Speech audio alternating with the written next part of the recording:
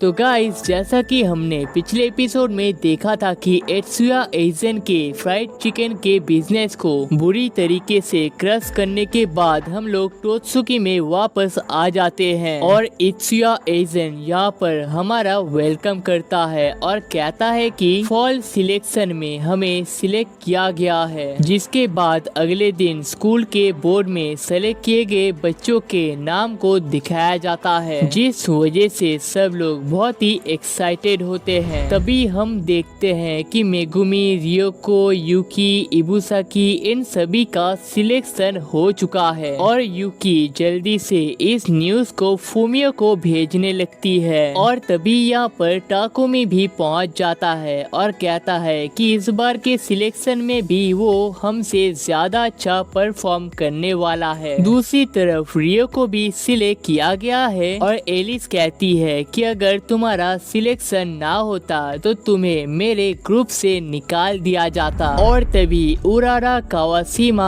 आकर अनाउंसमेंट को स्टार्ट करती है और उरारा को देखकर सारे बच्चे फिर से एक्साइटेड होने लगते हैं। अब अगर आप लोग बोर्ड को ध्यान से देखोगे तो आपको पता चलेगा कि स्टूडेंट को ए और बी दोनों बोर्ड में डिवाइड किया गया है। अब ए और बी ग्रुप के अंदर अलग अलग मैचेस होने वाले हैं और जो यहाँ से आगे आएगा वो लोग फाइनल में चले जाएंगे। अब कहा जाता है कि यहाँ पर कई सारे वीआईपी कस्टमर्स भी आने वाले हैं जिनके सामने हम अपना टैलेंट दिखा सकते हैं और इसके प्रिपरेशन के लिए पूरे समर के टाइम को दिया गया है। अब इन सारे बातों को सुनकर सारे बच्चे बहुत ही एक्साइटेड हो जाते हैं और दूसरी तरफ एरिना भी हिसाको के सिलेक्शन के लिए उसे कॉन्ग्रेचुलेट कर देती है, लेकिन मन में सोचती है कि सोमा का तो कुछ करना पड़ेगा और हमें पता चलता है कि एरिना ने असल में सोमा के सिलेक्शन को भी रोकने का कोशिश किया था, लेकिन टेस्ट के दौरान इतने हाई स्कोर मिलने की वजह से वो यहाँ पर कुछ नहीं कर पाती है और ऊपर से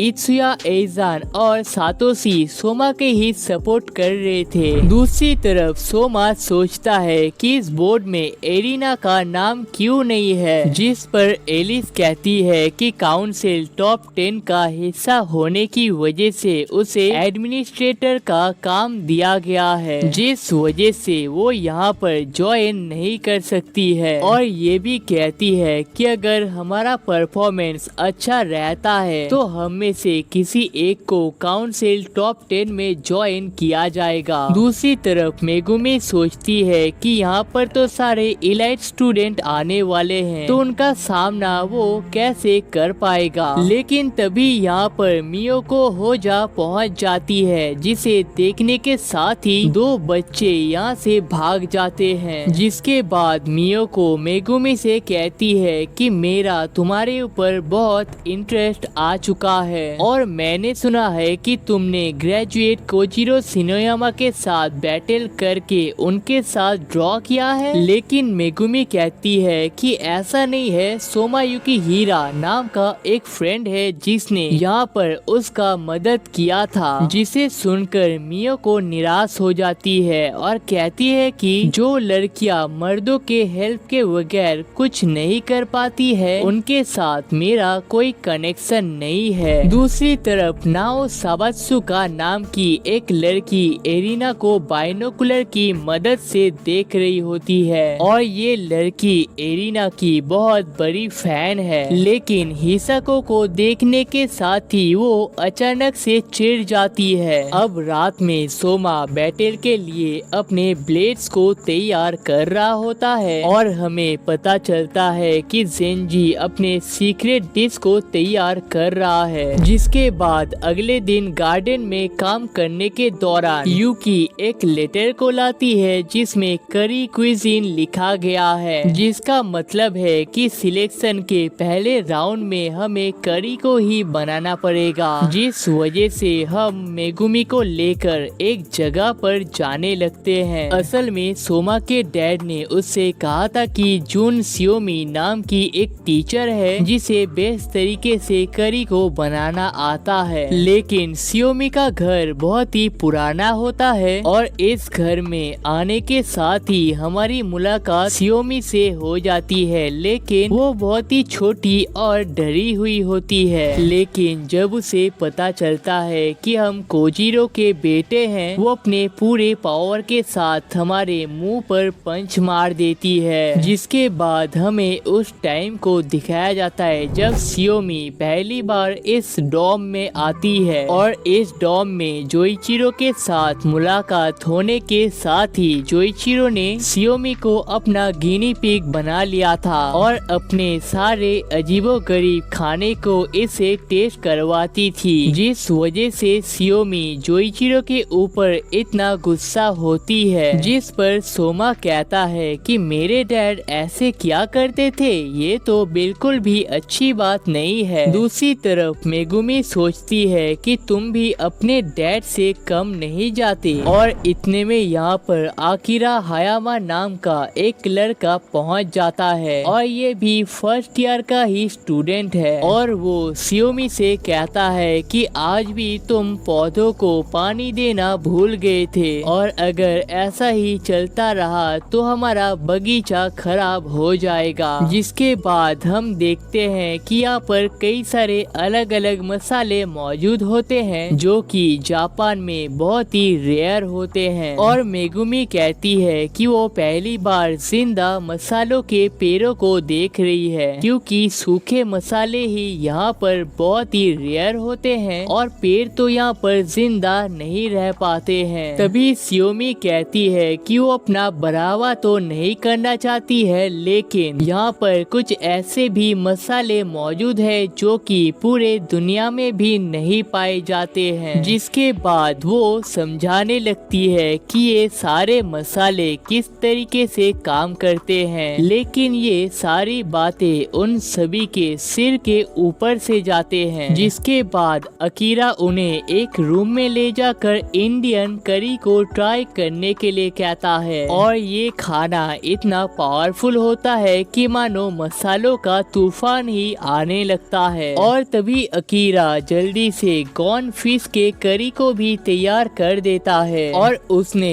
इस मसालों को डालने से पहले बस थोड़ा सा फ्राई कर लिया था, लेकिन इस करी का स्मेल पहले से भी इंटेंस होता है और मानो इसकी स्मेल की मदद से वो लोग एक अलग ही दुनिया में जाने लगते हैं। जिस पर अकीरा कहता है कि अगर वो ढेर सारे मसालों को मिक्स कर देता है तो उनका स्वाद हमें पता नहीं चलेगा, जिस वजह से उसने पानी का यूज किया है, जिस वजह से सारे फ्लेवर्स हमें अच्छे से पता चल रहे हैं। अब नॉर्मली पानी मिलाने से हमारा खाना फीका पड़ जाता है, लेकिन यहाँ पर पानी मिलाने से इसका टेस्ट और भी इंटेंस जा चुका है। और तभी हमें पता चलता है कि अकीरा के पास एक टैलेंट है जिससे वो सिर्फ खाने की स्मेल की वजह से उसके टेस्ट को और बनने के टाइम को बता सकता है। और तभी अकीरा बताता है कि फॉल सिलेक्शन में वो भी आने वाला है। उसने हमारे सारे खाने को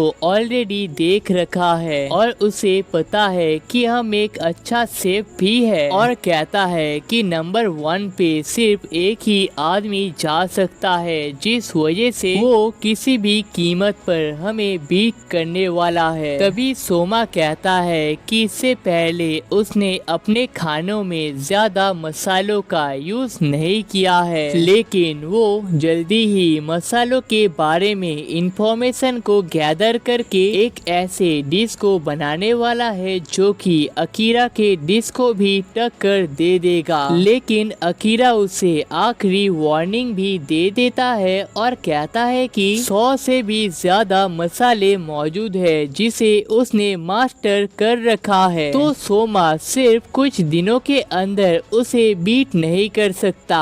अब घर में जाने के बाद अकीरा के खाना बनाने के टेक्निक्स को याद करके मेगुमी बहुत ही परेशान होती है और सोचते हैं कि वो लोग अकीरा को बीट नहीं कर सकते। लेकिन सोमा कहता है कि जब वो छोटा था उसे पता था कि इस दुनिया में कई सारे ऐसी चीजें हैं जो उसे बाद में पता चलेगा, लेकिन अगर हम नए चीजों को देख डर जाते हैं तो ये हमारे लिए खतरा बन सकता है। अब फॉल सिलेक्शन में सिर्फ 6 हफ्ते का टाइम बचा हुआ है और सारे स्टूडेंट अपनी तैयारी स्टार्ट कर देते हैं और रिसर्च करके पता चलता है कि करी में 40 टाइप के मसालों को यूज किया जाता है, लेकिन एक करी में वो लोग सिर्फ कुछ ही मसालों का यूज कर सकते हैं, जिसे सोचकर वो लोग परेशान हो जाते हैं। दूसरी तरफ इकोमी के सिलेक्शन की वजह से केनिची बहुत ही खुश होता है और सोचता है कि अगर इकोमी इस मैच को जीत जाएगा तो उनका बॉल क्लब बहुत ही फेमस हो जाएगा। दूसरी तरफ देखते हैं कि टाकुमी कुछ नए टेक्निक को सीखने के लिए घर में जा रहा है, लेकिन ईसामी यहीं पर रहने वाला है और जाने से पहले एल्डेनी से कहता है कि बचपन में कार्ड गेम को खेलते वक्त तुम बहुत ही रोने लगते थे, तो अगर इस मैच को अगर हार जाते हो तो मुझसे रोना मत। दूसरी तरफ हमें मियोको के पास्ट को दिखाया जाता है, जहाँ पर सेफ्स डिसाइड करते हैं कि होजो को जाने की वजह से वो लोग इस होटल में कब्जा कर लेंगे, जिसे जानने के बाद मियोको अपने आप को ट्रेन करके एक ऐसे खाने को बनाती है जो कि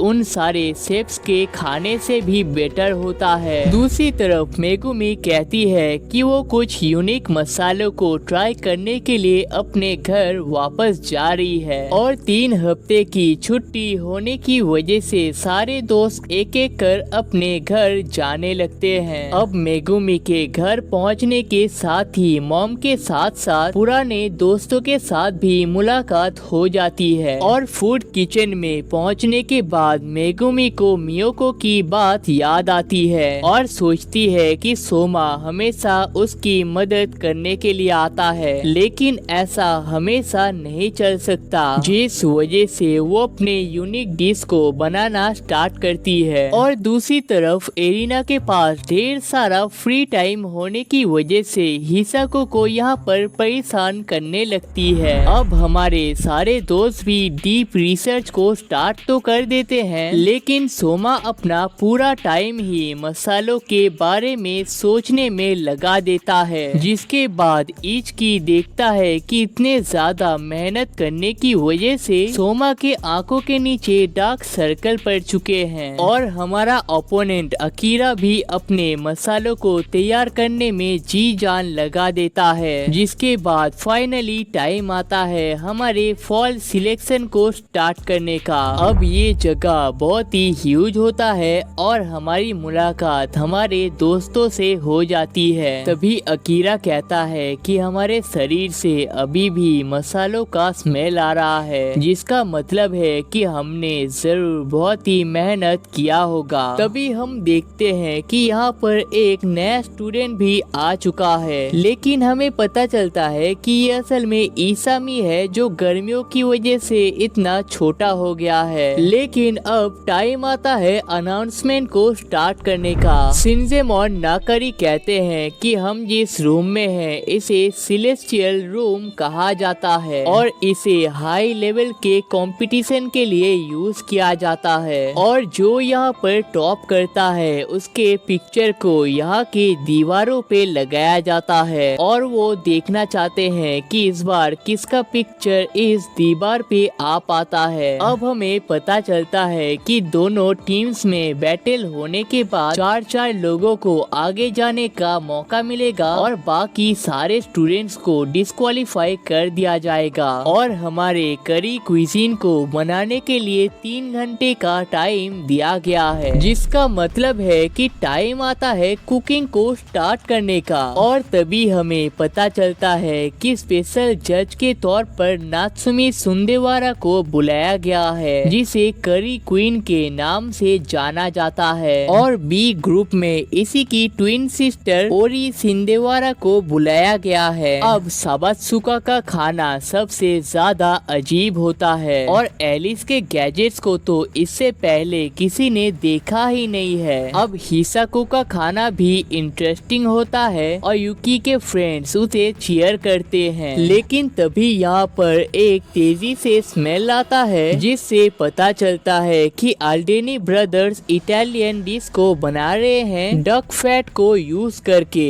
अब मियोको को सारे जजेस पहले से जानते हैं हैं और उसे देख सारे स्टूडेंट फिर से एक्साइटेड हो जाते हैं। तभी इकोमी हुआ जियाओ टेक्निक का यूज करके खाने को बनाने लगती है और मेगुमी को देख सारे जजेस का मूड खराब हो जाता है। लेकिन रियो के खाने के स्टाइल को देख सब लोग एकदम हैरान हो जाते हैं। लेकिन तभी अकीरा के खाने के स्मेल की फैल जाने की वजह से पता चलता है कि वो फिश हेड कालिया को बना रहा है। लेकिन हम देखते हैं कि इतने स्पेशल मोमेंट पर सोमा यहाँ पर सो रहा होता है। लेकिन तभी यहाँ पर एक स्पेशल अरोमा आने लगता है और अकीरा इसे देख समझ जाता है कि इसमें कई सारे मसालों का यूज किया गया है। दूसरी तरफ मेगुमी खाना बनाने के दौरान मियोको से टकरा जाती है। लेकिन मियोको फुल कंसंट्रेशन के साथ खाना बना रही होती है और कहती है कि खाना बनाने के दौरान तुम्हारा पूरा फोकस खाने पर ही होना चाहिए। और तभी अल्डेनी के मेजालूना के टेक्निक को देखकर सारे ऑडियंस उसके फैन बन जाते हैं। और तभी हमें पता चलता है कि मेगुमी यहाँ पर मंक फिश को बनाने वाली है और इस फिश को काटने के लिए सालों का मेहनत लगता है, जिस वजह से सारे ऑडियंस थोड़े से परेशान होते हैं। और तभी मेगुमी इसे काटने के लिए तैयार हो जाती है और सोचती है कि हमेशा सोमा उसे बचाने के लिए तैयार रहता था, लेकिन इस बार उसे खुद को प्रूफ करना है। और तभी हमें मेगुमी के पास को दिखाया जाता है जहाँ पर मेगुमी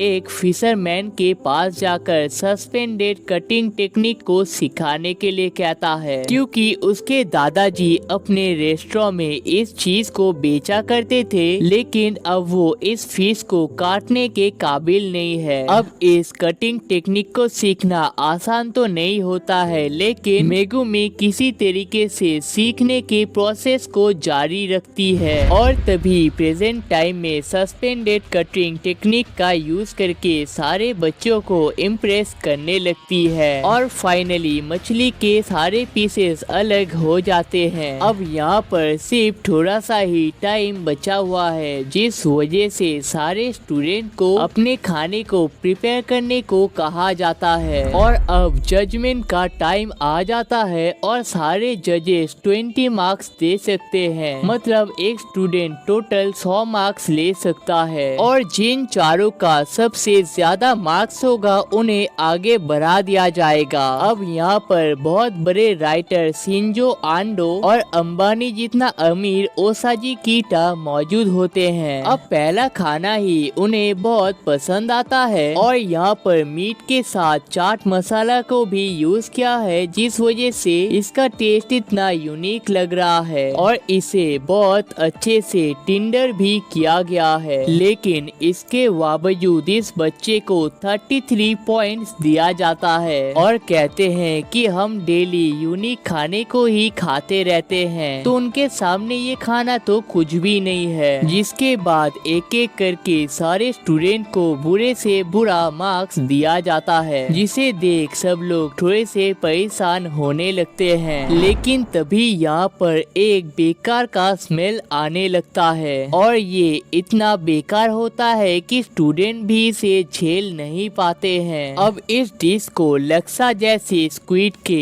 इंक से बनाया गया है और ब्लू ब्लैक फिश और सॉल्ट वाटर का यूज करके इसे कुसाया की तरह बनाया गया है। और तभी हमें पता चलता है कि इस खाने को साबात्सुका ने बनाया है और इसमें महिम फिश का भी यूज किया है। और तभी नात्सुमी कहती है कि जज होने के नाते उसे इस खाने को तो ट्राई करना ही पड़ेगा। ये खाना बहुत बदबूदार तो होता है, लेकिन टेस्ट में भी एकदम लाजवाब होता है। इसमें फर्मेंटेड श्रिम्प को मिलाया गया है और इसमें कुसिन के साथ लेमन ग्रास और कोकोनट का भी यूज किया गया है, जिससे इसका टेस्ट किसी को भी अपने माया जाल में फंसाने के लिए काबिल हो जाता है। अब इस खाने को बनाने का तरीका विच क्राफ्ट की तरह लग सकता है, लेकिन साबात्सुका को पता है कि उसके कस्टमरों को क्या खाना पसंद है, जिसके बाद नाव साबात्सुका को 84 मार्क्स दे दिया जाता है। अब इसके बाद टाइम आता है हिसाको के खाने को टेस्ट करने का और तभी हमें पता चलता है कि हिसाको और साबात्सुकी ने एरिना के लिए इससे पहले भी फूड वॉर कर रखा है। अब हिसाको ने यहाँ पर मटन की मदद से सूप को बनाया है जो कि उतना इंटरेस्टिंग नहीं लगता है, लेकिन इसे खाकर पता चलता है कि इसमें नेचुरल ड्रग्स और हर्ब्स का यूज किया गया है और इसमें एंजेलिका रोमानिया जैसे कई सारे मसालों का यूज किया गया है, जिसे खाकर एंडोन जैसा सूखा लड़का भी किसी मार्शल आर्ट मूवी के हीरो की तरह बन जाता है। और हिसाको ने इन सारे खाने को 1 घंटे तक हर्ब्स के साथ बॉईल किया था। अब इस खाने में मेडिटेशनल टेक्निक का भी यूज किया गया है, जिसे कोई बीमार भी खाकर ठीक हो सकता है और अगर कोई थोड़ा सा ज्यादा खा लेता है तो वो सुपर हीरो भी बन सकता है। और तभी जजेस को यकीन नहीं होता कि इतने पावरफुल डिश को किसी स्टूडेंट ने बनाया है और तभी हिसाको साबात्सुका को भी थोड़ा सा ट्राई करने को देता है और इस खाने को ट्राई करने के बाद जैसे मानो साबात्सुका से उसकी अंधेरी दुनिया छिन जाती है। तभी हिसाको कहती है कि खाने को सिर्फ टेस्टी बनाना नहीं होता, उससे सामने वाले का दिल भी जीतना पड़ता है। इसी वजह से एरिना के साथ रहने का वो ज्यादा काबिल है और तभी हिसाको को यहाँ पर 92 मार्क्स मिल जाते हैं। जिसके बाद मियोको होजो के राइस करी का टाइम आ जाता है और मियोको ने पहले पाइनएप्पल को बेक करके राइस को उसके अंदर डाला था, जिस वजह से इसका एक अलग ही स्वीटनेस मिल रहा है और ये खाना इतना पावरफुल होता है कि हमें पता चल जाता है कि मियोको को आयरन ड्रैगन क्यों कहा जाता है और मियोको को 87 पॉइंट्स दे दिया जाता है। इसके बाद यूकी डक कटलेट को लाती है और इसके स्मेल से ही पता चल जाता है कि इसे ग्लूमी बनाने के लिए डक फैट का यूज किया गया है और इस खाने में मेलन का यूज करके फ्रेंच स्टाइल में बनाने का कोशिश किया गया है और यूकी के इस फ्री स्टाइल कुकिंग की वजह से ओसाजी की तरफ से काम करने का ऑफर मिल जाता है, जिसके बाद 86 पॉइंट के साथ यूकी को 3rd पोजीशन मिल जाता है। जिसके बाद टाइम आता है अल्डेनी ब्रदर्स के खाने को ट्राई करने का। अब इसामी ने कालजोन को बनाया है जिसके अंदर असल में खाने को रखा जाता है और इस कालजोन के अंदर करी को डाला गया है, मतलब यहाँ पर इटालियन और जापानी स्टाइल को मिक्स किया गया है। इस खाने का क्रंचीनेस टॉप पॉइंट पे होता है क्योंकि इसमें ग्रेप्स के जैम को यूज किया गया है। अब टोमेटो के साथ मसालों को मिलाया तो गया है लेकिन इसमें थोड़े से भी वाटर का यूज नहीं किया गया है, जिस वजह से इस खाने का बिजीनेस डायरेक्ट उनके ऊपर हिट करता है और देख के ऐसा लगता है कि इसामी के पावर को उसका भाई भी हरा नहीं सकता। जिसके बाद इसामी को 87 मार्क्स दिया जाता है। लेकिन अब टाइम आता है टाकुमी के खाने को ट्राई करने का और उसने यहाँ पर पास्ता को बनाया है, लेकिन इसामी के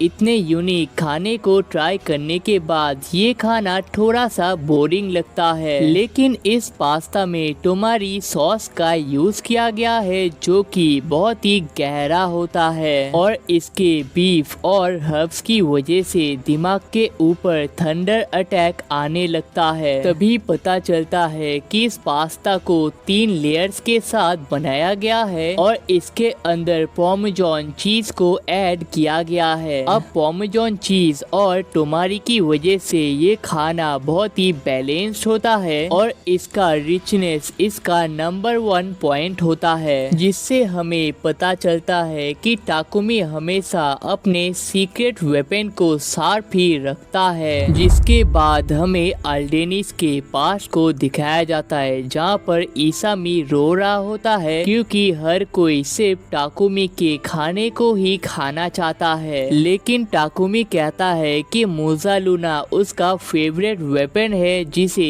चांद के साथ कंपेयर किया जाता है। लेकिन दो मोज़ालूना एक साथ आकर ही चांद को क्रिएट कर सकते हैं और वो दोनों मिलकर इस मून को क्रिएट करने वाले हैं। और इसी के साथ इसामी को पता होता है कि वो अपने भाई को हरा नहीं सकता, लेकिन वो खुश होता है कि उसे इसके जैसा भाई मिल पाया है। और तभी टाकुमी 90 पॉइंट्स के साथ नंबर 2 पे आ जाता है। और अब सबसे स्पेशल खाना यानी कि एलिस नाकरी की बारी आ जाती है। लेकिन ये करी इतना यूनिक होता है कि लोगों को यकीन ही नहीं होता है कि इसे खाया जा सकता है। और इस करी को खाने के बाद सारे जजेस शांत हो जाते हैं और समझ नहीं पाते हैं कि इसे कैसे बनाया गया है। असल में इस खाने को एस्ट्रोनॉमी टेक्निक का यूज करके बनाया गया है। ये ग्रीन पार्ट असल में पाई है, व्हाइट पार्ट को पोटैटो और 6 चीज से बनाया गया है और येलो पार्ट को फ्रॉगराउ कहा जाता है। और फाइनली इनमें सोडियम को मिलाकर स्टेबल किया गया है। मतलब एरिना किसी फूड साइंटिस्ट से कम नहीं है। और इस खाने में मिनरल्स इतने डाइवर्सिफाई होते हैं कि जजेस अभी भी इसके बारे में कुछ नहीं कह सकते हैं, जिस वजह से इस खाने को 96 मार्क्स देने के साथ ये खाना नंबर 1 पे चला जाता है। जिसका मतलब है कि सिर्फ मेगुमी ही यहाँ पर बचा हुआ है, जिसे देख सारे जजेस बहुत ही निराश होते हैं। लेकिन तभी हम देखते हैं कि सारे फिशरमैन यहाँ पर मेगुमी को चीयर अप करने के लिए आए हैं। अब मेगुमी ने मोंक फिश डोपुकीरो राइस को बनाया है और इस खाने में मसालों के साथ मिसो साके को भी मिलाया गया है। और मेगुमी ने इस खाने में होम टाउन के सब्जियों को भी मिलाया है, जिस वजह से इस खाने से घर का फील आता है। और मेगुमी कहती है कि उसका सारा टाइम सिर्फ इस खाने को बैलेंस करने में ही जा चुका है, जिस वजह से ये खाना इतना रिलैक्सिंग लग रहा है। अब मेगुमी के इस टैलेंट को उसकी मॉम बहुत पहले ही समझ गई थी, जिस वजह से उन्होंने ही मेगुमी को इस एकेडमी में आने के लिए कहा था।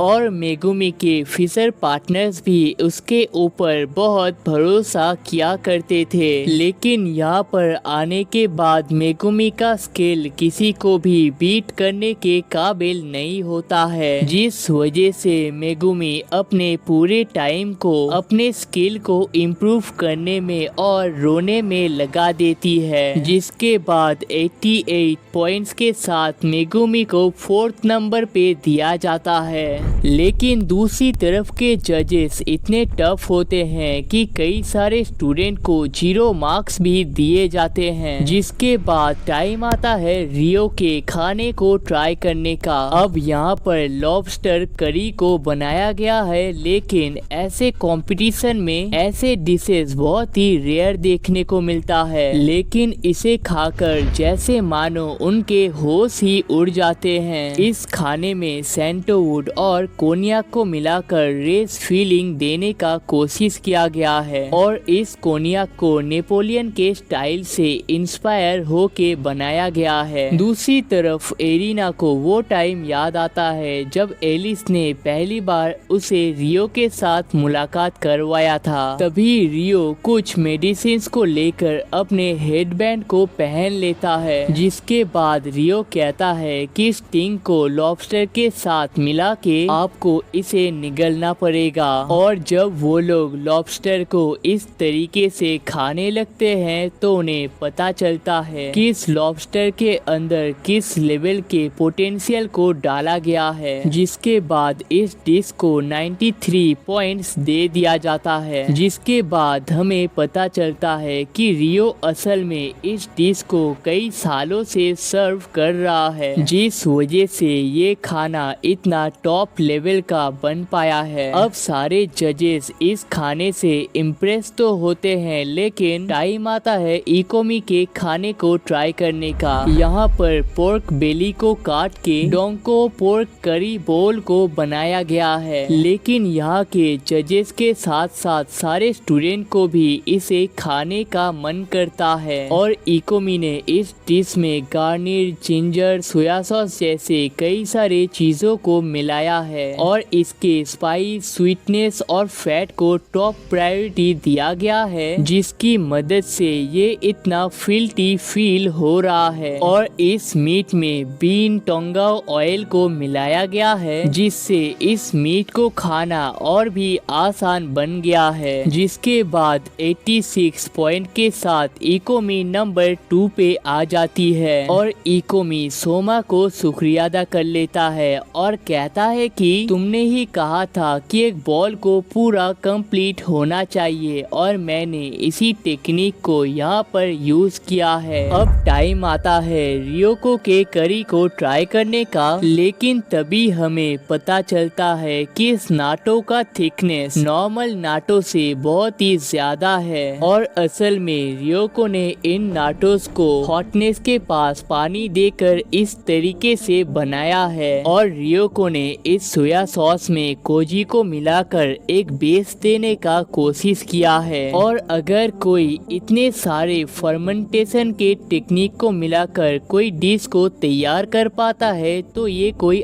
आम बात नहीं है। और तभी 86 पॉइंट के साथ रियोको नंबर 3 पे आ जाती है। अब यहाँ पर जितने भी स्टूडेंट होते हैं उन्हें ज़ेंजी के ऊपर कोई भी एक्सपेक्टेशन नहीं होता है और यहाँ पर उडान नूडल्स को बनाया गया है जो कि रियो के खाने के एकदम ऑपोजिट है और ये खाना इतना स्लूपरी होता है जैसे मानो वो लोग एक ही बारी में इसे खत्म करने वाले हैं। और इसे 1917 के लुआ डिया विसाजुआ खाने से इंस्पायर होके बनाया गया है और इस खाने के लाइटनेस और स्मूथनेस की वजह से इसे निगलना और भी आसान होता है। और असल में कई सारे लिटरेचर्स को पढ़ के इन टेक्निक्स को डिस्कवर करके न्यू स्पाइसेस को इसमें ऐड किया गया है। और 88 पॉइंट्स के साथ जेंजी अपने प्रोफेसर पावर को प्रूफ करता है, लेकिन तभी यहाँ पर एक स्ट्रॉन्ग अरोमा आने लगता है जिसे सुन इबुसाकी ने बनाया है। यहाँ के सारे खाने को स्मोक की मदद से बनाया गया है और खाने में एप्पल मसाला की मदद से इसे पैक किया गया है और यहाँ के मीट के साथ छोटे एग्स पर भी पूरा फोकस दिया गया है और आखिर में सीवीड सॉल्ट पर स्मोकिंग का यूज करके इसे फाइनल टेक्सचर दिया गया है, जिसका मतलब है कि प्रिंस ऑफ स्मोक ने पूरे डिश के चीजों को ही मैनिपुलेट किया है और सून को भी 88 पॉइंट्स दे दिया जाता है। और इसके बाद टाइम आता है अकीरा हायामा के खाने को ट्राई करने का और सियोमी को याद आता है कि जब वो एक शॉप में मसालों को लेने के लिए गई थी तब पहली बार उसका मुलाकात अकीरा के साथ हुआ था। अब जजेस ने सोचा था कि यहाँ पर फिश हेड कालिया खाने को मिलेगा, लेकिन यहाँ पर उनके सामने कपकेक को रखा जाता है और उनमें से एक अकीरा सोमा को भी खाने को देता है। तभी सोमा को याद आता है जब उसने पहली बार अपने डैड को बैटल के लिए चैलेंज किया था और तभी यहाँ पर एक करी एक्सप्लोजन अरोमा निकलने लगता है और इसका स्मेल ऐसा होता है कि किसी को भी अपने नशे में धुत कर सकता है। और इसके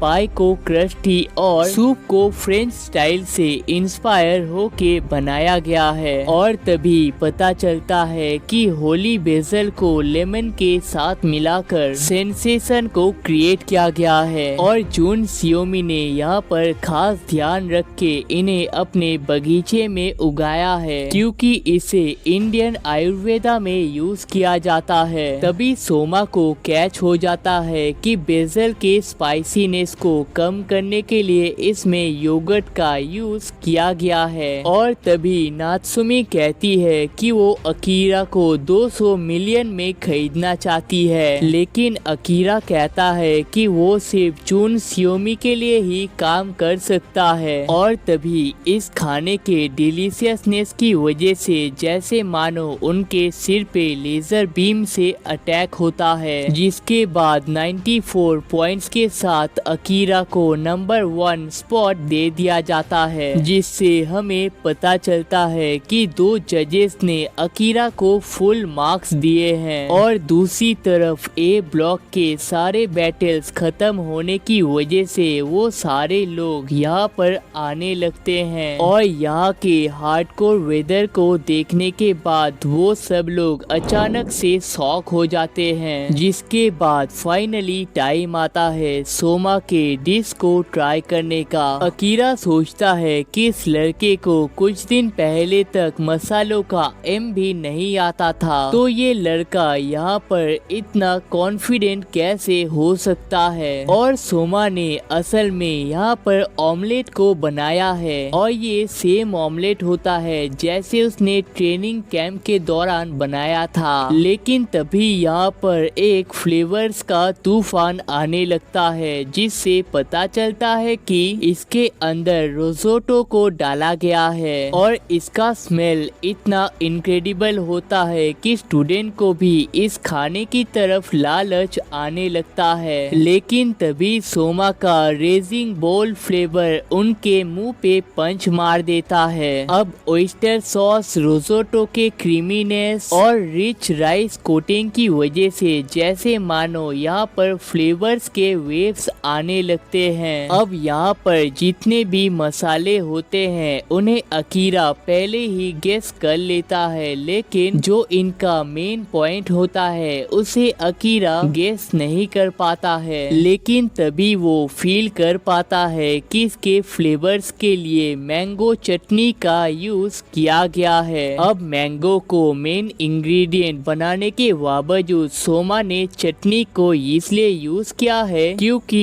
उसका डेप्थ नॉर्मल से ज्यादा होता है और इस डिश को सोमा ने इंडियन डिश से इंस्पायर होके बनाया है। तभी सातोशी कहता है कि ट्रेनिंग कैंप के दौरान ऑमलेट बनाने की वजह से ही सोमा इस एकेडमी से निकलने वाला था और एक बारी एप्पल को मेन इंग्रेडिएंट बनाने की वजह से वो अपने डैड से फूड बैटल हार चुका है। लेकिन यहाँ पर उन दोनों डिशेस को कंपाइल करके एक ऐसे डिश को बनाया गया है जिसे जजेस अपने हाथ से उतर ही नहीं सकते हैं। अब अकीरा का सेंटेड वेपन भी कोई आम नहीं होता है, जिस वजह से वो दोनों हायर पोजीशन के लिए आपस में फाइट करने लगते हैं। लेकिन तभी 93 पॉइंट्स को देकर सोमा को रियो के साथ ड्रॉ कर दिया जाता है। मतलब नंबर 1 स्पॉट अभी भी अकीरा के पास है। लेकिन स्कोर्स को देखकर पता चलता है कि तीनों जजेस को सोमा का खाना ज्यादा पसंद आया है, जिसका मतलब है कि अगर यहाँ पर फूड वॉर के रूल्स को अप्लाई किया जाए तो सोमा यहाँ पर जीत रहा है। जिसके बाद वो जजेस भी आपस में फाइट करने लगते हैं कि किसे असल में टॉप में जाना चाहिए था और इसी के साथ 19 सेकंड का एरा यही पर खत्म हो जाता है। जिसके बाद वो सब लोग रात में अपने सिलेक्शन की खुशी मनाने लगते हैं और तभी मेगुमी अपने बैटल के बारे में याद करने लगती है जब यूकी उसे कॉन्ग्रेचुलेट करने के लिए आती है और मियो को भी कहती है कि अगर तुम्हें किसी मदद की जरूरत है तो मुझे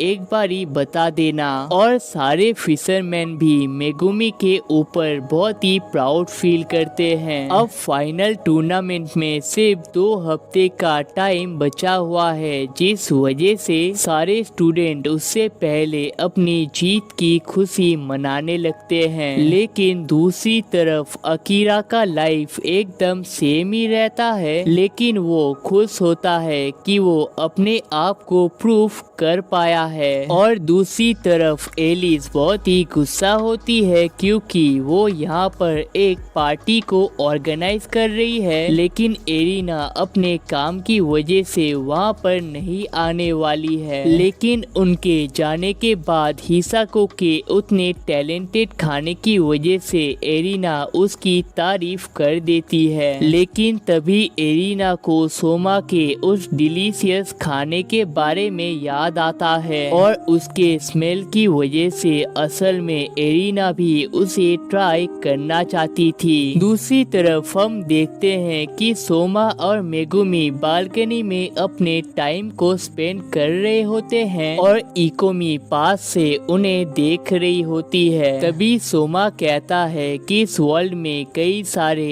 ऐसे टेक्निक्स है जिन्हें सीखना अभी भी बाकी है और उन सारे टेक्निक को सीखने के बाद सोमा उन्हें अपने डिश में इम्प्लीमेंट करना चाहता है। और तभी हमारे सारे फ्रेंड्स यहाँ पर आके पार्टी के राउंड 2 को स्टार्ट करते हैं और इतने बढ़िया मूड की वजह से सोमा एक और टेस्टिंग के डिश को मेगुमी को खिला देता है।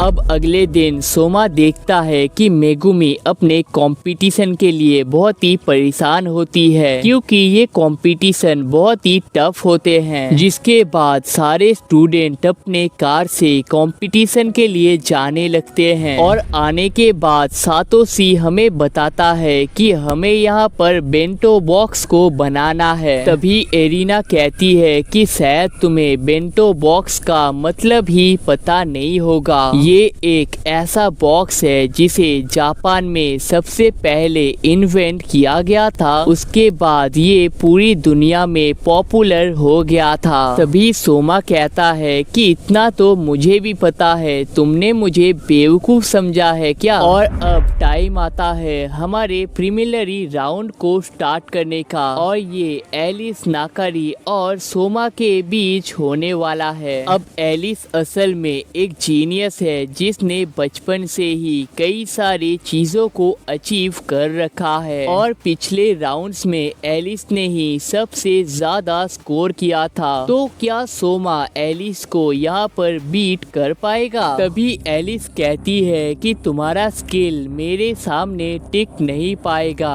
और तुम्हें यहाँ पर क्विट कर देना चाहिए। तभी सोमा कहता है कि सब्जियां, वेपन्स और गैजेट्स तो सेम ही रहने वाले हैं, तो इन सब के साथ तुम्हें हराना बहुत ही इजी होगा। अब दोनों कंटेस्टेंट ही तेजी के साथ अपने खाने को बना रहे होते हैं, जहाँ पर सोमा का काम थोड़ा सा फास्ट होता है लेकिन एलिस के इक्विपमेंट मानो किसी अलग ही लेवल के होते हैं। अब एरिना का खाना यहाँ पर तैयार हो जाता है और उसने यहाँ पर तुम्हारी बेंटो बॉक्स को बनाया है और यहाँ के सुशीज को फ्रीज करने के लिए लिक्विड नाइट्रोजन का यूज किया गया है। अब सबसे पहले बाउंटी ऑफ द सी होता है जिसे सी रैप से बनाया गया है और अगले डिश के लिए टूना रैप को मिलाकर स्किप जैप टूना को बनाया गया है जो कि नॉर्मल होता है। तभी एरिना कहती है कि एलिस ने जानबूझकर नॉर्मल डिशेस को बनाया है जिसका फायदा उसे आगे मिलेगा। अब यहाँ पर दूसरा रो भी आ जाता है जहाँ पर सीवीड के बदले में पतले पतले सब्जियों का यूज किया गया है। अब फाइनल रो के लिए बीफ सुशी को बनाया गया है और इनोसेनिक एसिड को मिलाने की वजह से यहाँ से उमामी फील आने लगता है। तभी हमें पता चलता है कि टोमेटो को यहाँ पर स्पेशल टेक्निक की मदद से यूज किया गया है जिससे सिर्फ उसके फ्लेवर्स का ही टेस्ट आ रहा है। और तभी फाइनल सुशी को खाने के बाद उन्हें पता चलता है कि एरिना ने इस खाने में कितने डीप कॉन्सेप्ट्स को यूज किया है और इतने एक्सीलेंट जॉब की वजह से शिनजेमon नाकारी भी अपने फॉर्म में आ जाते हैं। अब सारे जजेस एलिस की यहाँ पर तारीफ करने लगते हैं और सोचते हैं कि एलिस को हराना बहुत ही टफ होगा, लेकिन आसान चीजें सोमा को पसंद भी नहीं आते हैं, इसलिए उसने यहाँ पर सीवीड बेंटो बॉक्स को बनाया है। अब सब लोग यहाँ पर बहुत ही कंफ्यूज होते हैं क्योंकि सोमा का ये बेकार का डिश एलिस के डिश के सामने शायद ही टिक पाएगा। अब हमने स्टेनलेस स्टील के बने बेंटो बॉक्स को चूज किया है जिसके अंदर खाना बहुत टाइम तक गर्म रहता है। अब सबसे पहले जार में साकोयाकी को बनाया गया है, जिसे सोमा ने रियोको को सबसे पहले टेस्ट करने के लिए दिया था और उसे ये खाना बहुत ही पसंद भी आया था। और इसे इतने यूनिक तरीके से बनाने की वजह से ये फ्लेंडरस फ्लेवर जजेस को बहुत ही अच्छे लगते हैं। और दूसरे प्लेट के लिए फिश को ऐसे फ्राई किया गया है कि वो बहुत ही आसानी से ब्रेक हो जाता है। साथ ही में बेडरॉक रूट्स को बनाया गया है, जिसे मेयोनीज के साथ मिलाना बहुत ही अच्छा ऑप्शन होगा। और इसके मेलो फीलिंग की वजह से जैसे मानो वो सब लोग गार्डन में डांस करने लगते हैं। और यहाँ पर टूना फिश का भी यूज किया गया है, जिसे नॉर्मली बिनीटो बनाने के लिए यूज किया जाता है। और यहाँ पर सोमा ने इसे सिमर करके एक अलग फ्लेवर देने का कोशिश किया है। अब फाइनल में जजेस के लिए मिसो सूप को बनाया गया है, जिसके इंग्रेडिएंट्स को अंदर डालने के साथ ही ये ऑटोमेटिक तैयार हो जाता है। और इसकी मदद से ऐसा लगता है जैसे मानो सारे जजेस ही आपस में डांस करने लगते हैं। तभी एलिस कहती है कि इन सब के बावजूद तुम्हारा डिश मेरा कंपटीशन नहीं कर सकता। तभी सोमा कहता है कि मिसेस कियोमी नाम की एक औरत थी, जिन्हें उनका खाना बहुत ही पसंद आता था, लेकिन जब उनके कमर में दर्द हो गया था, सोमा उनके घर खाना देने के लिए जाता था। और उसी सेम फीलिंग के साथ सोमा ने इस डिश को यहाँ पर बनाया है। और एलिस से कहती है कि तुम्हारे खाने में शायद कोई स्पेशल फीलिंग ही नहीं होगा। अब फाइनल लेवल पर सॉर्डिनियर सीवीड बेंटो को बनाया गया है, जिसे देख सारे जजेस एकदम शॉक होते हैं। और इसे देखने के बावजूद ऑडियंस को पता नहीं चलता है कि यहाँ पर किस डिश को बनाया गया है, लेकिन जजेस इसके डिलीशियसनेस को सहन नहीं कर पाते हैं और मानो उनका आर्ट स्टाइल ही चेंज होने लगता है। तभी सोमा कहता है कि स्कूल के बच्चों को पढ़ाने के दौरान एक बच्चे ने पॉप स्फीयर नाम का एक खाना दिया था और उसके पीछे के साइड को पढ़ के उसे इसका रेसिपी पता चल गया था, जिसका मतलब है कि ये सीवीड बुलेट है, जिसे सोमा ने इन्वेंट किया है। अब सोमा का खाना किसी ट्रेजर चेस्ट की तरह होता है और उसके सामने एलिस का खाना किसी ज्वेलरी बॉक्स की तरह फील होता है। और इसके टेस्ट की वजह से उन्हें अपना बचपन याद आ जाता है। तभी सोमा कहता है कि एक और फाइनल लेवल पर कोत्सुया सॉस को मिलाया गया है, जिसे उन्हें राइस के साथ मिलाना पड़ेगा। और कोत्सुया सॉस को खाने के बाद वो लोग जैसे मानो एक अलग ही दुनिया में कदम रख देते हैं। तभी शिनजेमon कहते हैं कि एक बेंटो बॉक्स को हमेशा ठंडा होना चाहिए, बिल्कुल एलिस के डिश की तरह। लेकिन सोमा ने एक ऐसे बेंटो बॉक्स और खाने को चुना है जिसका हीट की इंग्रेडिएंट है। अब एलिस का खाना बढ़िया तो होता है, लेकिन सोमा के खाने में एक अलग ही यूनिकनेस होता है। तभी सोमा एलिस को भी थोड़ा सा ट्राई करने के लिए देता है। तभी एलिस को वो टाइम याद आता है जब उसने अपने डैड से नॉर्थन यूरोप जाने के लिए कहा था, क्योंकि एरिना असल में उससे बेटर है और वो उसके सामने हारना नहीं चाहती है। लेकिन इसे खाकर ऐसा लगता है कि वो थोड़े टाइम के लिए यहाँ पर शांत हो सकती है। और तभी ब्रश की मदद से यहाँ पर सोमा का नाम लिख के उसे विनर घोषित कर दिया जाता है।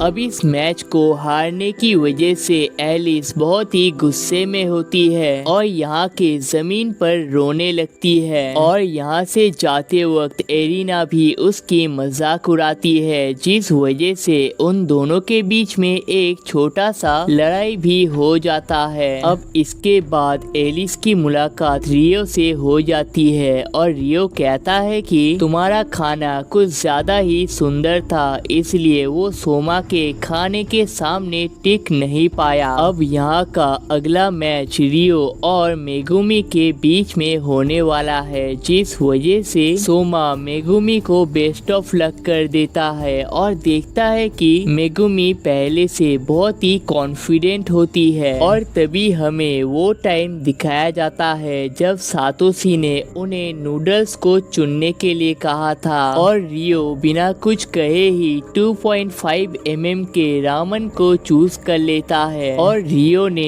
जिस नूडल को चूज किया है उससे सिर्फ रोबस्ट लेवल के ही रामेन को बनाया जा सकता है। अब मेगुमी यहाँ पर सिर्फ मसालों और सॉस को मैनिपुलेट करने का सोच रही होती है, क्योंकि बाकी चीजों को वो कंट्रोल नहीं कर सकती है। लेकिन कई सारे फ्लेवर्स को ट्राई करने के बावजूद ये सब लोग आपस में ही फाइट करने लगते हैं। और तभी मेगुमी को एक लेटर मिल जाता है जिससे उसे पता चलता है कि उसके मॉम ने कुछ सामानों को भेजा है और यहाँ पर उसे ऐसे सामान मिल जाते हैं जिसे वो अपने रामन में यूज कर सकता है। अब हमारा थीम तो रामन है, लेकिन देखते हैं कि इन दोनों के बैटल के बाद कौन यहाँ पर खड़ा रह पाएगा। और तभी हम देखते हैं कि हमारे सारे दोस्त मेगुमी के फैन को लेकर उसे चीयर करने के लिए होते हैं। अब आपको पता होगा कि रामन जापान का बहुत ही पॉपुलर डिश है, जिसके अंदर हम अपने मर्जी के हिसाब से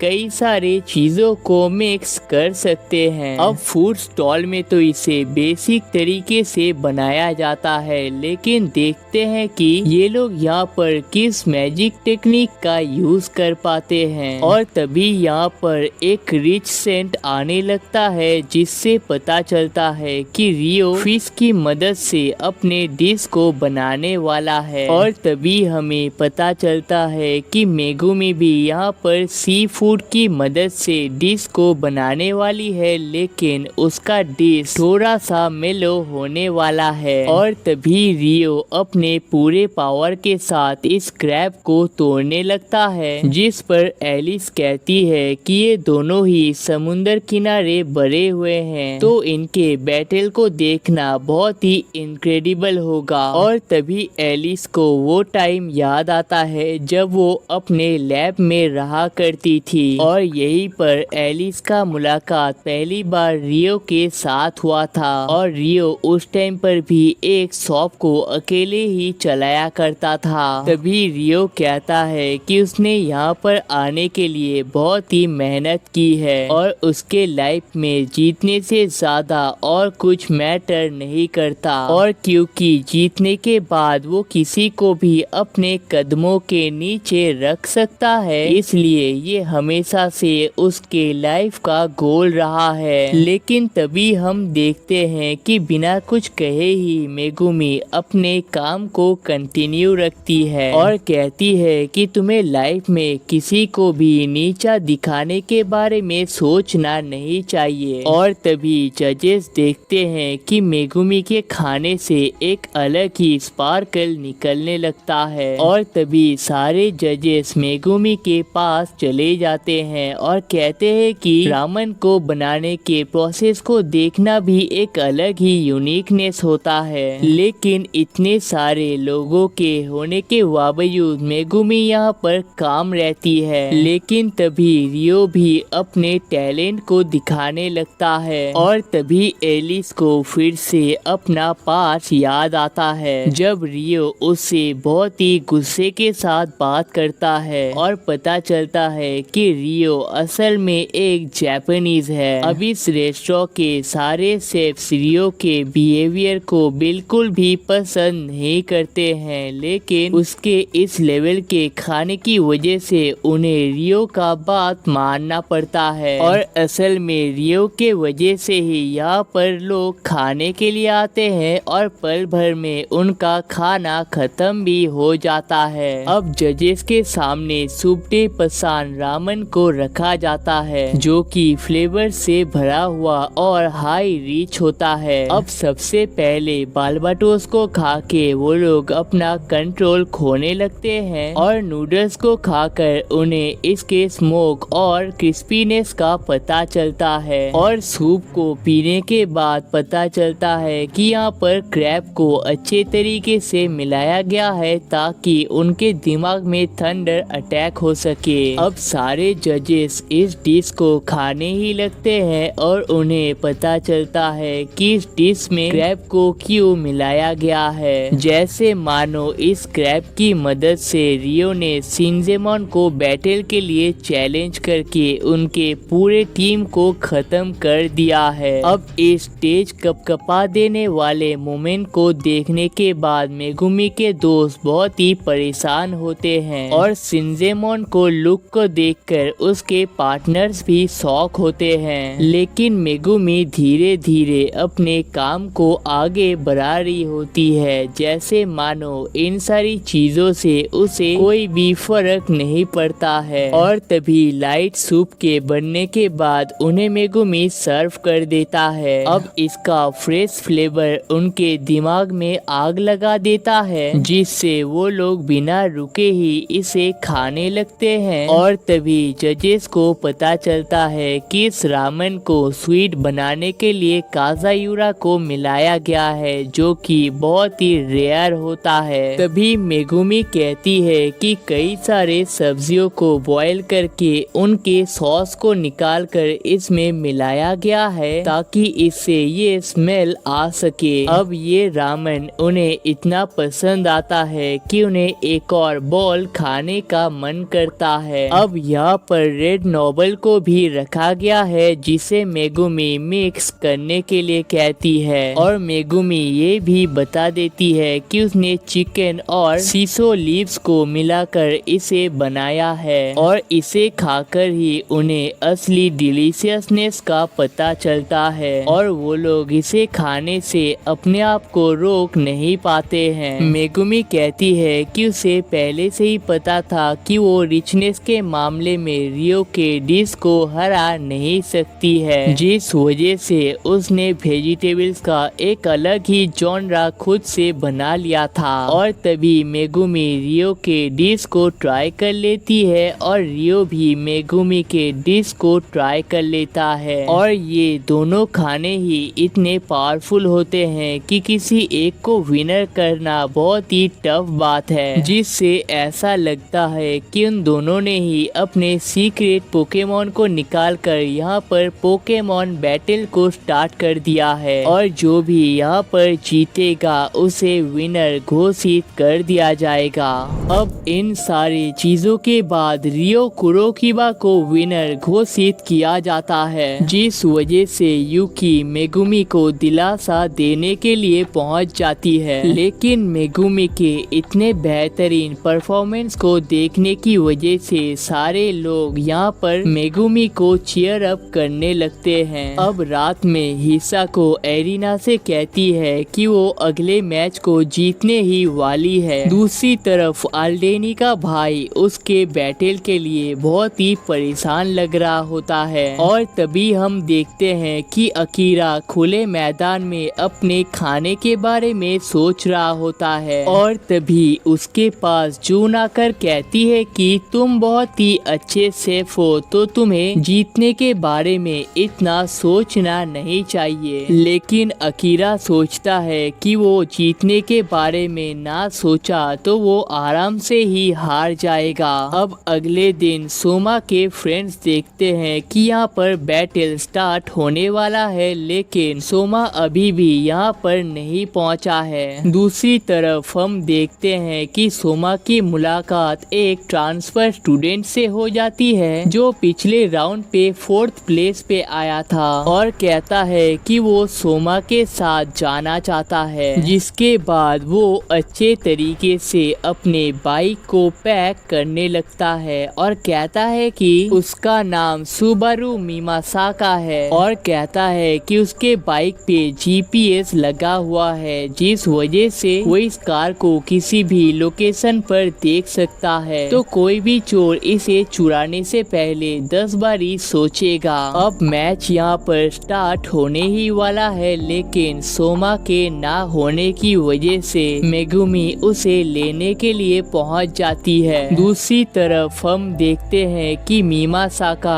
आल्डेनी को देख रहा होता है और आल्डेनी के बारे में सारे डिटेल्स मिमासाका को पता होता होता है और ये भी पता चलता है कि वो कई टाइम से सोमा को भी फॉलो कर रहा है और उसे सोमा के बारे में ऐसी चीजें भी पता है जो हमें भी पता नहीं होता है। और तभी सोबारू का मुलाकात सोमा के साथ हो जाता है और उसे पता चलता है कि हम लोग यहाँ पर रास्ता भटक चुके हैं और यहाँ पर अल्डेनी भी मौजूद होता है, जिस वजह से हम सब लोग मिलकर बैटल को टीवी पे देखने लगते हैं। अब दूसरी तरफ अकीरा हिसाको से कहता है कि मैं जल्दी ही काउंसिल के टॉप 10 के पोजीशन को ले लूंगा, तो एरिना को जल्दी से उस पोजीशन को छोड़ने के लिए कह देना। अब यहाँ पर बैटल स्टार्ट होने ही वाला है और खाने के थीम को हैमबर्गर रखा गया है। अब इस बैटल के स्टार्ट होने के साथ ही वो लोग देखते हैं कि यहाँ पर एक जिंदा टर्टल होता है। अब हमारी खतरनाक हिसाको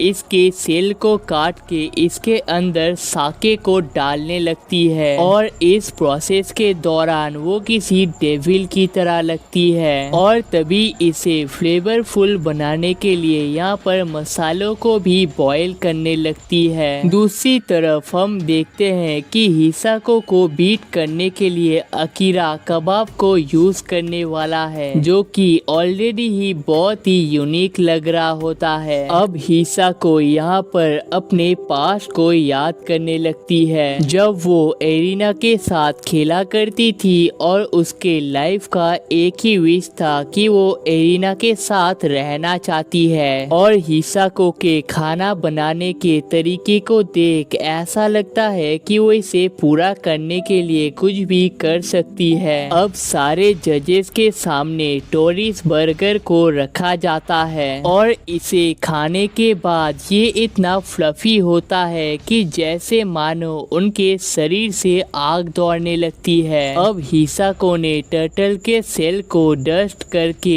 इसमें मिलाने की वजह से पैटी और क्रीम का उमामी इतने अच्छे से मिक्स हो पाया है। तभी हिसाको कहती है कि ह्यूमन बॉडी को स्टिमुलेट करने के हर एक तरीके को उसने सीख रखा है और उन्हीं का यूज करके उसने इस सुपर हेल्दी बर्गर को बनाया है, जिससे ऐसा लगता है कि हिसाको एक जायंट टर्टल बन चुकी है जिसे रोका नहीं जा सकता। अब इसे देख सोमा और मेगुमी कंफ्यूज होते हैं कि इनमें से कौन जीत पाएगा। तभी मीमासाका कहता है कि इस मैच को तो अकीरा ही जीतेगा और तभी अकीरा के खाने की स्मेल की वजह से सब लोग शांत होने लगते हैं और तभी अकीरा कहता है कि खाने में टेस्ट के साथ साथ स्मेल का भी इनक्रेडिबल होना जरूरी लगता है और इस खाने की वजह से सारे जजेस डॉग की तरह बिहेव करने लगते हैं। अब इसमें कैफ्टा पैटी को यूज किया गया है जिसमें बीफ और लैम्ब को मिलाया जाता है और स्पाइसेस और योगर्ट को मिलाकर इनके टेस्ट को इनहेंस किया गया है और यहाँ पर पीगा ब्रेड का भी यूज किया गया है जिसके अंदर कई सारी चीजों को डाला जा सकता है और इसकी वजह से ही ये इतना फ्लेवरफुल बन पाया है। तभी अकीरा कहता है कि बर्गर को बनाने के लिए 4 सामान लगते हैं, बन, पैटी, सॉस और पिकल। अब हिसाको ने श्रेडेड जिंजर को एज अ पिकल यूज तो किया है, लेकिन ये नॉर्मल पिकल से कुछ खास इंटरेस्टिंग नहीं होता है। लेकिन अकीरा ने पिकल के बदले मास्टर ऑलिव ऑयल से बने ऑनियन के अचार को यूज किया है, जिसके अंदर कई सारे मसालों के साथ साथ मैंगो पाउडर को भी ऐड किया गया है स्वीटनेस लाने के लिए। और इतने सारे स्पाइसेस और क्रिएटिवनेस के सामने शायद ही कोई अकीरा के पास टिक पाएगा। तभी अकीरा कहता है कि तुम्हारा खाना तो बढ़िया था, लेकिन तुम्हारे खाना बनाने का तरीका और मोटिवेशन मेरे सामने टिक नहीं सकता है। और तभी अकीरा हायामा को यहाँ पर विनर घोषित किया जाता है। अब दूसरी तरफ अल्डेनी सोमा से कहता है कि मैंने जब पहली बार तुम्हें बैटल के लिए चैलेंज किया था तो वो बैटल कंप्लीट नहीं हो पाया था, तो इस बार बार के बैटल को कंप्लीट करने के बाद वो हमें चैलेंज करने वाला है। और तभी ईजान आके हमें यहाँ से जाने के लिए कहता है। अब जाते वक्त मेगुमी कहती है कि मीमासाका ने मैच से पहले ही बता दिया था कि कौन यहाँ पर जीतने वाला है, लेकिन कोई इतना अच्छा प्रेडिक्शन कैसे कर सकता है। तभी ईजान कहता है कि मीमासाका के पास एक ऐसा टैलेंट है जिसके बारे में तुम्हें शायद पता भी नहीं होगा। अब दूसरी तरफ हम देखते हैं कि आल्डेनी मीमासाका के पास जाकर कहता है कि वो कई दिनों से नोटिस कर रहा है कि मीमासाका उसे फॉलो कर रहा है और वो इसका रीजन जानना चाहता है। लेकिन तभी मीमासाका आल्डेनी के वेपन पे च्युइंगम को लगाने लगता है और कहता है कि मुझे पता है कि तुम्हारा भाई किसी भी काम का नहीं है और उसकी वजह से ही तुम्हें हमेशा हार का सामना करना पड़ता है, तो ऐसे भाई को जिंदा ही क्यों रखना चाहिए। और तभी यहाँ के हॉल में अनाउंस होता है कि आल्डेनी और मीमासाका के बीच में जो बैटल होने वाला है उसे एक फूड वॉर माना जाएगा। और गाइस, इसी के साथ इस एनीमे का पार्ट 3 यहीं पर खत्म हो जाता है। और अगर आपको इसका पार्ट 4 चाहिए तो इस वीडियो पे 10 के लाइक्स और ढेर सारे कमेंट्स को भी कंप्लीट करना पड़ेगा। और गाइस, ये भी बताना कि एल्डेनी और मीमासाका के बैटल के बीच में आपको क्या लगता है कि कौन जीतने वाला है। और उतने टाइम तक आपको एक बढ़िया एनीमे देखना है तो लेफ्ट वाली वीडियो पे क्लिक कर लो, मजा तो आ ही जाएगा।